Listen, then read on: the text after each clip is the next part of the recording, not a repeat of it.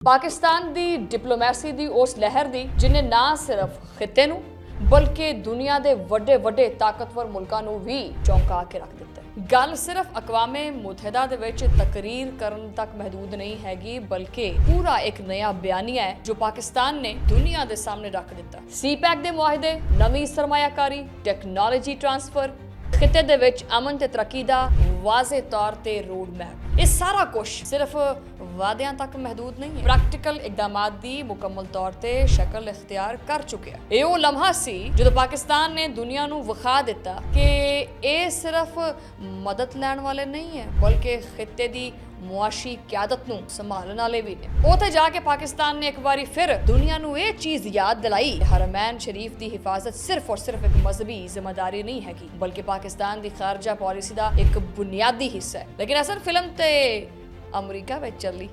ਉੱਥੇ ਜਦੋਂ ਪਾਕਿਸਤਾਨ ਦੀ ਕਿਆਦਤ ਅਮਰੀਕੀ ਸਦਰ ਤੇ ਦੀਗਰ ਆਲਮੀ ਰਹਿਨੁਮਾਵਾਂ ਦੇ ਨਾਲ ਬੈਠੀ, ਪੂਰੀ ਦੁਨੀਆ ਉੱਥੇ ਹੈਰਾਨ ਪਰੇਸ਼ਾਨ ਹੋ ਗਈ ਕਿ ਹਾਏ ਇਹ ਕੀ ਹੁੰਦਾ ਜਾ ਰਿਹਾ, ਪਾਕਿਸਤਾਨ ਤਾਂ ਵੱਧਦਾ ਹੀ ਜਾ ਰਿਹਾ, ਅੱਗੇ ਵੱਧਦਾ ਹੀ ਜਾ ਰਿਹਾ।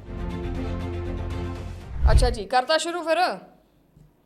बिस्मिल्लाहिर्रहमानिर्रहीम, अस्सलाम वालेकुम नाज़रीन, तुसीं देख रहे हो 360 डिजिटल पंजाबी और मैं हाँ थोड़ी मेज़बान शमाइला नियाज़। मैं क्या जनाब अज का व्लॉग शुरू करने तो पहले ज़रा बंडाना पा लीए क्योंकि जवाब भी मैं देने ने ज़रा करारे तो मज़ेदार जे, तो ये बंडाना जनाब पा के तो फिर देने आप फिर करते हैं व्लॉग शुरू।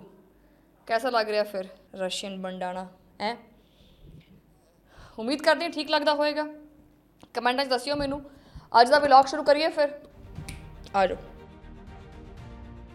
पाकिस्तान की डिप्लोमैसी की उस लहर की जिन्हें ना सिर्फ खिते नू बल्कि दुनिया के ਵੱਡੇ ताकतवर मुल्कों ਨੂੰ भी चौंका के रख दिता है। गल सिर्फ अकवामे मुतहदा दे विच तकरीर करन तक महदूद नहीं हैगी बल्कि ये पूरा एक नया बयानिया है जो पाकिस्तान ने दुनिया के सामने रख दिता। पहले चीन गए, उतों फिर 4 वड्डियां जिहड़ियां एशियाई ताकतां ने एक मेज़ ते सी और पाकिस्तान ने उत्थे ਉਹ ਗੱਲਾਂ ਕੀਤੀਆਂ ਜਿਹੜੀਆਂ ਸਿਰਫ ਬਰਸਾਂ ਤੋਂ ਸੁਣਨਾ ਚਾਹੁੰਦੇ ਸੀ। ਉੱਥੇ ਜਾ ਕੇ ਉਹ ਗੱਲਾਂ ਕੀਤੀਆਂ ਗਈਆਂ ਜੋ ਬਰਸਾਂ ਤੋਂ ਵਾਵਾ ਵਰਿਆਂ ਤੋਂ ਦੁਨੀਆ ਸੁਣਨਾ ਚਾਹੁੰਦੀ ਸੀ। ਸੀਪੈਕ ਦੇ ਮੁਆਹਦੇ, ਨਵੀਂ ਸਰਮਾਇਆਕਾਰੀ, ਟੈਕਨੋਲੋਜੀ ਟ੍ਰਾਂਸਫਰ ਤੇ ਖਿੱਤੇ ਦੇ ਵਿੱਚ ਅਮਨ ਤੇ ਤਰੱਕੀ ਦਾ ਵਾਜ਼ੇ ਤੌਰ ਤੇ ਰੋਡ ਮੈਪ, ਇਹ ਸਾਰਾ ਕੁਝ ਸਿਰਫ ਵਾਅਦਿਆਂ ਤੱਕ ਮਹਦੂਦ ਨਹੀਂ ਹੈ ਬਲਕਿ ਪ੍ਰੈਕਟੀਕਲ ਇਕਦਾਮਾਤ ਦੀ ਮੁਕੰਮਲ ਤੌਰ ਤੇ ਸ਼ਕਲ ਇਖਤਿਆਰ ਕਰ ਚੁੱਕਿਆ। ਇਹ ਉਹ ਲਮਹਾ ਸੀ ਜਦੋਂ ਪਾਕਿਸਤਾਨ ਨੇ ਦੁਨੀਆ ਨੂੰ ਵਿਖਾ ਦਿੱਤਾ ਕਿ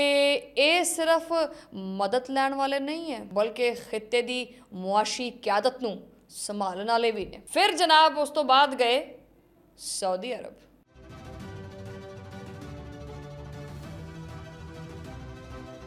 ਉੱਥੇ ਜਾ ਕੇ ਪਾਕਿਸਤਾਨ ਨੇ ਇੱਕ ਵਾਰੀ ਫਿਰ ਦੁਨੀਆ ਨੂੰ ਇਹ ਚੀਜ਼ ਯਾਦ ਦਿਲਾਈ ਹਰਮੈਨ ਸ਼ਰੀਫ ਦੀ ਹਿਫਾਜ਼ਤ ਸਿਰਫ ਔਰ ਸਿਰਫ ਇੱਕ ਮਜ਼ਹਬੀ ਜ਼ਿੰਮੇਵਾਰੀ ਨਹੀਂ ਹੈਗੀ ਬਲਕਿ ਪਾਕਿਸਤਾਨ ਦੀ ਖਾਰਜਾ ਪਾਲਿਸੀ ਦਾ ਇੱਕ ਬੁਨਿਆਦੀ ਹਿੱਸਾ ਹੈ। ਪਾਕਿਸਤਾਨ ਤੇ ਸਾਊਦੀ ਅਰਬ ਦੇ ਦਰਮਿਆਨ ਹੋਣ ਵਾਲੀ ਦਿਫਾਈ ਤੇ ਮੁਆਸ਼ੀ ਡੀਲਸ ਨੇ ਅਰਬ ਦੁਨੀਆ ਨੂੰ ਵਾਜ਼ੇ ਤੌਰ ਤੇ ਇੱਕ ਪੈਗਾਮ ਦਿੱਤਾ ਹੈ ਕਿ ਪਾਕਿਸਤਾਨ ਹੀ ਉਹ ਵਾਹਿਦ ਮੁਲਕ ਹੈ ਜੋ ਉਮਤ ਮੁਸਲਮਾਨ ਦੇ ਮੁਫਾਦਾਤ ਨੇ ਜਿਹੜੇ ਉਹਨਾਂ ਦੀ ਹਿਫਾਜ਼ਤ ਕਰ ਸਕਦਾ ਹੈ। ਲੇਕਿਨ ਖੈਰ ਅੱਗੇ ਵਧੋ, ਹੁਣ ਅੱਗੇ ਚੱਲਦੇ ਹਾਂ, ਅੱਗੇ ਕਿ ਬੜੀਆਂ ਮਜ਼ੇਦਾਰ ਗੱਲਾਂ ਆ ਰਹੀਆਂ ਨੇ। ਲੇਕਿਨ ਅਸਲ ਫਿਲਮ ਤੇ ਅਮਰੀਕਾ ਵਿੱਚ ਚੱਲੀ। ਉੱਥੇ ਜਦੋਂ ਪਾਕਿਸਤਾਨ ਦੀ ਕਿਆਦਤ ਅਮਰੀਕੀ ਸਦਰ ਤੇ ਦੀਗਰ ਆਲਮੀ ਰਹਿਨੁਮਾਵਾਂ ਦੇ ਨਾਲ ਬੈਠੀ, ਪੂਰੀ ਦੁਨੀਆ ਨੇ ਪਹਿਲੀ ਵਾਰੀ ਦੇਖੀ। ਖੈਰ ਪੂਰੀ ਦੁਨੀਆ ਉੱਥੇ ਹੈਰਾਨ ਪਰੇਸ਼ਾਨ ਹੋ ਗਈ ਕਿ ਹਾਏ ਇਹ ਕੀ ਹੁੰਦਾ ਜਾ ਰਿਹਾ, ਪਾਕਿਸਤਾਨ ਤਾਂ ਵੱਧਦਾ ਹੀ ਜਾ ਰਿਹਾ, ਅੱਗੇ ਵੱਧਦਾ ਹੀ ਜਾ ਰਿਹਾ। ਪਹਿਲੀ ਵਾਰੀ ਦੇਖਿਆ ਗਿਆ ਕਿ ਪਾਕਿਸਤਾਨ ਸਿਰਫ ਖਾਮੋਸ਼ ਸੁਣਨ ਵਾਲਾ ਨਹੀਂ ਹੈਗਾ ਬਲਕਿ ਇੱਕ ਪੁਰਤਮਾਦ ਮੁਕਰਰ ਵੀ ਬਣ ਚੁੱਕਿਆ। ਪਾਕਿਸਤਾਨ ਨੇ ਉਹ ਗੱਲ ਕੀਤੀ ਜੋ ਪੂਰੀ ਮੁਸਲਿਮ ਦੁਨੀਆ ਕਹਿਣਾ ਚਾਹੁੰਦੀ ਹੈ। ਉਰਦਨ, ਕਤਰ, ਇੰਡੋਨੇਸ਼ੀਆ ਦੇ ਹੁਕਮਰਾਨ ਨਾਲ ਬੈਠੇ ਸੀ ਔਰ ਇਹ ਮੰਜ਼ਰ ਐਸਾ ਮੰਜ਼ਰ ਲੱਗ ਰਿਹਾ ਸੀ ਜਿਵੇਂ ਮੁਸਲਿਮ ਦੁਨੀਆ ਦੀ ਇੱਕ ਨਵੀਂ ਕਿਆਦਤ ਸਾਹਮਣੇ ਆ ਗਈ ਹੋਵੇ ਤੇ ਜਿਹਦਾ ਮਰਕਜ਼ ਸਿਰਫ ਪਾਕਿਸਤਾਨ ਹੈ। ਜਨਾਬ ਇਹ ਉਹ ਲਮਹਾ ਸੀ ਜਦੋਂ ਭਾਰਤ ਵਾਸਤੇ ਸਮਝ ਲਓ ਕਿ ਭਾਰਤ ਨੂੰ ਤਾਂ ਅੱਜ ਕੱਲ੍ਹ ਪਾਕਿਸਤਾਨ ਦੇ ਬਾਰੇ 'ਚ ਬੜੇ ਡਰਾਉਣੇ ਖਾਬ ਆਉਂਦੇ ਆ, ਇਹ ਵੀ ਇੱਕ ਡਰਾਉਣਾ ਖਾਬ ਸੀ।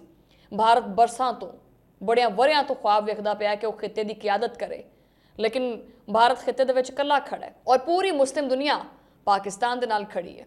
ਭਾਰਤ ਨੇ ਅਰਬੋਂ ਡਾਲਰ ਖਰਚ ਕਰਕੇ ਜਹਾਜ਼ ਖਰੀਦੇ। ਪਾਕਿਸਤਾਨ ਨੇ ਆਪਦੀ ਸਲਾਹੀਅਤ ਨਾਲ ਦੁਨੀਆ ਨੂੰ ਵਿਖਾ ਦਿੱਤਾ ਕਿ ਅਸੀਂ ਦਫਾ ਕਰਨ ਦੇ ਮਾਮਲੇ 'ਚ ਕਿਸੇ ਤੋਂ ਪਿੱਛੇ ਨਹੀਂ ਹੈਗੇ। ਕਿਹੜਾ ਵਾਕਿਆ ਯਾਦ ਕਰਾਈਏ? ਆਪਰੇਸ਼ਨ ਸਿੰਦੂਰ ਯਾਦ ਕਰਾਵਾਂ ਕਿ ਅਭਿਨੰਦਨ ਯਾਦ ਕਰਾਵਾਂ? ਕੀ ਯਾਦ ਕਰਾਈਏ? ਅਸੀਂ ਤੁਹਾਡੇ ਪਾਇਲਟ ਫੜੇ, ਉਹ ਦਿਨ ਤੁਸੀਂ ਭੁੱਲ ਨਹੀਂ ਸਕਦੇ ਜਿਹੜੀਆਂ ਚਾਹਾਂ ਪੀ ਕੇ ਗਏ। ਉਸ ਤੋਂ ਬਾਅਦ ਆ ਗਿਆ ਜਨਾਬ ਆਪਰੇਸ਼ਨ ਸਿੰਦੂਰ ਹੈ। ਫਿਰ ਇੱਧਰੋਂ ਮੈਂ ਲਾਂਚ ਕੀਤਾ ਸੀ ਆਪਰੇਸ਼ਨ ਸੁਹਾਗਰਾਤ। ਲੋ ਜੀ ਕੱਢ ਕੜਾ ਕੇ ਦਿੱਤੇ। ਫਿਰ ਇਹੀ ਇਤਮਾਦ ਜਿਹੜਾ ਨਾ ਪਾਕਿਸਤਾਨੀ ਕੌਮ ਦਾ, ਇਹ ਜਿਹੜਾ ਇਕੱਠ ਹੈ ਨਾ, ਇਹ ਅਸੀਂ ਪੂਰੀ ਦੁਨੀਆ ਦੇ ਵਿੱਚ ਕਿਸੇ ਵੀ ਤਾਕਤ ਤੋਂ ਜਿਹੜਾ ਨਾ ਕਦੀ ਚੁੱਕ ਨਹੀਂ ਸਕਦੇ, ਨਾ ਡਰ ਸਕਦੇ ਹਾਂ, ਤੇ ਨਾ ਹੀ ਅਸੀਂ ਡਰਨ ਵਾਲੀ ਕੌਮ ਹੈਗੇ ਹਾਂ। ਅੱਜ ਜਿਹੜਾ ਹੈ ਨਾ ਉਹ ਇਹੀ ਇਤਮਾਦ ਸਾਡੀ ਸਿਆਸੀ ਕਿਆਦਤ ਦੇ ਚਿਹਰੇ ਦੇ ਉੱਤੇ ਵੀ ਨਜ਼ਰ ਆਉਂਦਾ ਹੈ। ਅਮਰੀਕਾ ਦੇ ਵਿੱਚ ਜੋ ਬਾਡੀ ਲੈਂਗੁਏਜ ਸੀ, ਜੋ ਲਹਿਜਾ ਸੀ, ਉਹ ਇਸ ਗੱਲ ਦਾ ਵਾਜ਼ਿਹ ਸਬੂਤ ਹੈ ਕਿ ਪਾਕਿਸਤਾਨ ਹੁਣ ਝੁਕਣ ਵਾਲਾ ਨਹੀਂ ਹੈਗਾ, ਸਿਰ ਚੁੱਕਣ ਵਾਲਾ, ਬਲਕਿ ਅਸੀਂ ਆਪਣੀ ਸ਼ਰਾਇਤ ਦੇ ਉੱਤੇ ਗੱਲ ਕਰਨ ਆਏ ਹਾਂ। ਅਤੇ ਭਾਰਤ ਦੇ ਮੀਡੀਆ ਦੇ ਵਿੱਚ ਅੱਗ ਲੱਗੀ ਪਈ ਹੈ, ਸਫੇ ਮਾਤਮ ਵਿਛੀ ਹੋਈ ਹੈ। ਉਹਨਾਂ ਨੂੰ ਸਮਝ ਨਹੀਂ ਆਉਂਦਾ ਪਿਆ ਕਿ ਪਾਕਿਸਤਾਨ ਕਿਸ ਤਰ੍ਹਾਂ ਇੱਕ ਵਾਰੀ ਫਿਰ ਦੁਨੀਆ ਦੀ ਤਵੱਜੋ ਦਾ ਮਰਕਜ਼ ਬਣਦਾ ਜਾ ਰਿਹਾ ਹੈ। ਕਿੱਦਾਂ? ਇਹ ਕੈਸੇ ਹੋਈ ਗਵਾ? ਇਹ ਕੈਸੇ ਹੋਈ ਗਵਾ? ਜਨਾਬ, ਪਾਕਿਸਤਾਨ ਦੁਨੀਆ ਨੂੰ ਇਹ ਪੈਗਾਮ ਦਿੰਦਾ ਪਿਆ ਹੈ ਕਿ ਅਸੀਂ ਨਾ ਸਿਰਫ ਆਪਣੀ ਹਿਫਾਜ਼ਤ ਵਾਸਤੇ ਬਲਕਿ ਖਿੱਤੇ ਵਿੱਚ ਅਮਨ ਤੇ ਤਰੱਕੀ ਵਾਸਤੇ ਵੀ ਨਾਲ ਹੀ ਖੜੇ ਹਾਂ। ਔਰ ਇਹੀ ਵਜ੍ਹਾ ਹੈ ਕਿ ਅੱਜ ਆਲਮੀ ਸਰਮਾਇਆਕਾਰੀ ਦੁਬਾਰਾ ਪਾਕਿਸਤਾਨ ਦੀ ਤਰਫ ਆ ਰਹੇ ਨੇ। ਸਾਊਦੀ ਅਰਬ ਦੇ ਨਾਲ ਅਰਬੋਂ ਡਾਲਰਸ ਜਿਹੜੇ ਨੇ ਇਨਵੈਸਟਮੈਂਟ ਡੀਲ ਹੋ ਚੁੱਕੀ ਹੈ। ਚੀਨ ਦੇ ਨਾਲ ਸੀ ਪੈਕ ਦੁਬਾਰਾ ਤੇਜ਼ ਹੋ ਰਿਹਾ ਹੈ। ਔਰ ਇਹ ਸਾਰਾ ਕੁਝ ਐਸੇ ਵਕਤ 'ਚ ਹੁੰਦਾ ਪਿਆ ਜਿਸ ਟਾਈਮ ਦੁਨੀਆ ਮੁਆਸ਼ੀ ਬੁਹਰਾਨ ਦੇ ਵਿੱਚ ਡੁੱਬੀ ਪਈ ਹੈ। ਮੇਰੇ ਮਿਹਰਬਾਨ ਕਦਰਦਾਨ, ਇਹ ਸਭ ਮਹਿਜ਼ ਇੱਕ ਕੋਈ ਸਫਾਰਤੀ ਕਾਮਯਾਬੀਆਂ ਨਹੀਂ ਹੈਗੀਆਂ, ਬਲਕਿ ਪਾਕਿਸਤਾਨ ਵਾਸਤੇ ਇੱਕ ਨਵਾਂ ਦੌਰ ਸ਼ੁਰੂ ਹੋਣਾ ਹੈ। ਇਹ ਉਹਦੀਆਂ ਅਲਾਮਾਤ ਨੇ।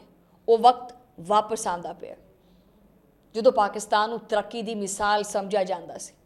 ਔਰ ਆਉਣ ਵਾਲੇ ਵਕਤ ਦੇ ਵਿੱਚ ਪਾਕਿਸਤਾਨ ਸਿਰਫ ਆਪਣੀ ਮਈਸ਼ਤ ਨਾ ਸਿਰਫ ਠੀਕ ਕਰੇਗਾ, ਬਲਕਿ ਦੋਸਤ ਮੁਲਕਾਂ ਨੂੰ ਕਰਜ਼ੇ ਵੀ ਦੇਵੇਗਾ, ਇਮਦਾਦ ਵੀ ਦੇਵੇਗਾ। ਔਰ ਪਾਕਿਸਤਾਨ ਇੱਕ ਵਾਰੀ ਫਿਰ ਖਿੱਤੇ ਦਾ ਲੀਡਰ ਬਣ ਕੇ ਆਵੇਗਾ। ਔਰ ਜਿਹੜੇ ਲੋਕ ਸੜਦੇ ਪਏ ਆ, ਜਿਨ੍ਹਾਂ ਦੇ ਸੜਨ ਦੀਆਂ ਬੂਆਂ ਆ ਰਹੀਆਂ ਨੇ ਮੈਨੂੰ ਇੱਥੇ ਤੱਕ, ਚਾਹੇ ਉਹ ਭਾਰਤ ਹੋਵੇ ਜਾਂ ਫਿਰ ਕੋਈ ਹੋਰ ਹੋਵੇ, ਲੱਲੂ ਪੰਜੂ ਐਰਾ ਗੈਰਾ ਨੱਥੂ ਖੈਰਾ, ਸਾਨੂੰ ਕੋਈ ਲੈਣਾ ਦੇਣਾ ਨਹੀਂ। ਉਹਨਾਂ ਵਾਸਤੇ ਪੈਗਾਮ ਹੈ ਕਿ ਪਾਕਿਸਤਾਨ ਹੁਣ ਕਿਸੇ ਦਬਾਅ 'ਚ ਨਹੀਂ ਆਏਗਾ। ਇਹ ਤਾਂ ਸਿਰਫ ਸ਼ੁਰੂਆਤ ਕੀਤੀ ਗਈ ਹੈ। गेम था ये शुरू हुई है, असल कहानी ਤਾਂ ਹੁਣ ਸ਼ੁਰੂ ਹੋਈ ਹੈ। ਆਖਰ 'ਚ ਖੈਰ ਮੈਂ ਇੰਨਾ ਹੀ ਕਹਾਂਗੀ ਕਿ ਪਾਕਿਸਤਾਨ ਵਾਸਤੇ ਇਹ ਬੜਾ ਹੀ ਫੈਸਲਾ ਕੁਨ ਮਰਹਲਾ ਹੈ ਤੇ ਇਹਦੇ ਵਿੱਚ ਮੁੱਤਹਿਦ ਹੋ ਕੇ ਇਸ ਇਤਮਾਦ ਨੂੰ ਆਪਾਂ ਨੂੰ ਕਾਇਮ ਰੱਖਣਾ ਹੋਏਗਾ, ਕਿਉਂਕਿ ਜਦੋਂ ਕੌਮ ਇੱਕ ਹੋ ਜਾਵੇ, ਜਦੋਂ ਫੌਜ ਤੇ ਆਵਾਮ ਇੱਕ ਪੇਜ ਤੇ ਹੋਣ ਤਾਂ ਕੋਈ ਤਾਕਤ ਪਾਕਿਸਤਾਨ ਨੂੰ ਰੋਕ ਨਹੀਂ ਸਕਦੀ।